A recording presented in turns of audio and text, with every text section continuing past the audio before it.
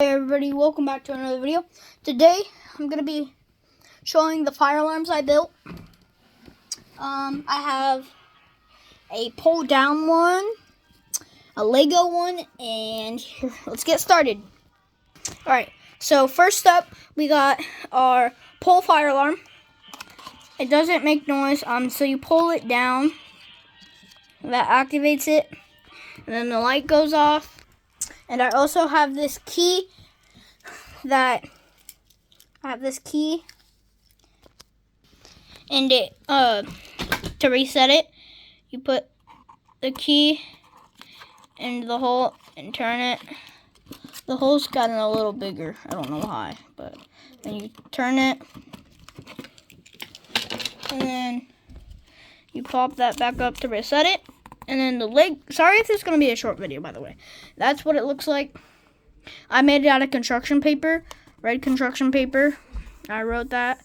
Then my Lego one, I made out of Legos. And so we got the light right there. I moved these off my wall to show you guys. And then so how the alarm system works is you pull, I can't do this with one hand. Give me 1 second.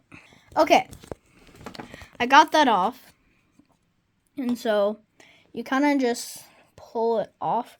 And so if I set that back on, to reset it, you would either press those two together, or press that down, or press shoot, I dropped my phone.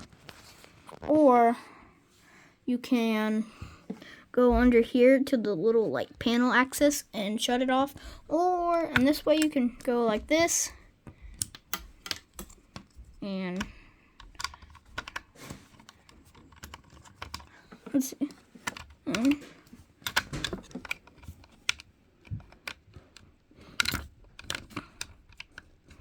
Kind of push up like that, and it unlocks it and fixes it. Then let me grab that piece real quick. All right, but then you